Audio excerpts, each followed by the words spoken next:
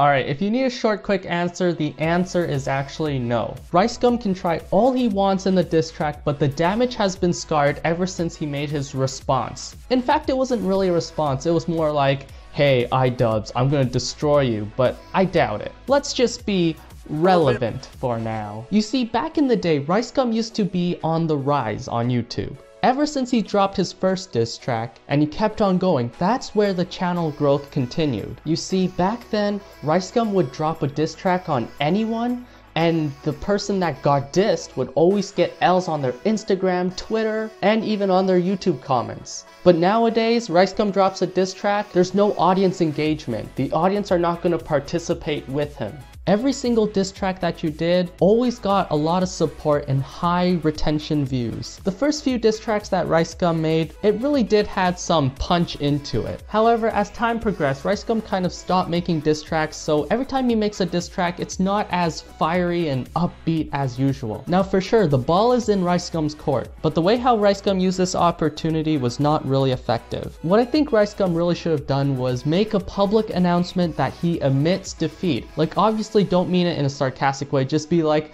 iDubbbz, I admit defeat. But your response actually publicly challenges iDubbbz. Now he can prepare for your response. See, if you just pretended that you lost and admit defeat, first of all, you might reduce the army of iDubbbz's viewers attacking you if you just admitted defeat. And RiceGum, your fans would definitely understand. No one wants to touch iDubbbz. If this was a year ago where RiceGum's diss tracks were just a weekly thing, definitely RiceGum would have the upper hand for this.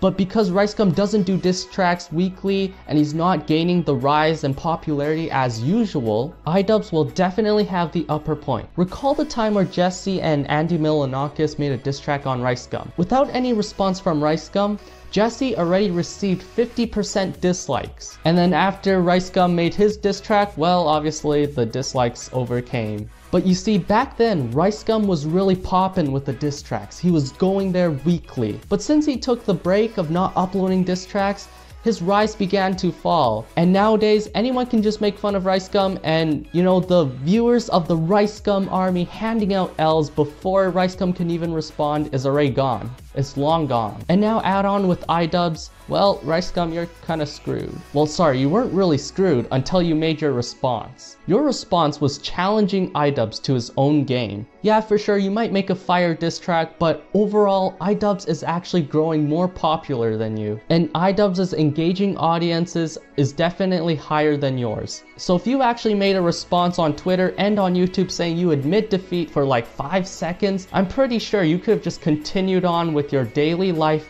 of making vlogs. Sure, you know, maybe your dislike ratios might be up to 25% at first, but at least it's better than you challenging and publicly accepting to iDubbbz's challenge. It's not the right time. If this was a year ago, for sure, RiceGum, you probably would have the upper hand right here and you could definitely accept iDubbbz's challenge. But for now, what I'm just saying is RiceGum kinda messed up. He had his chance of saying that he admits defeat. What I predict is going to happen is right after RiceGum releases his actual response video, he's going to get a few views, right? 5 million views in one day, but then the next day it's going to be 2 million, after 1 week it's going to be 1 million, and then after a month it's going to be 500,000.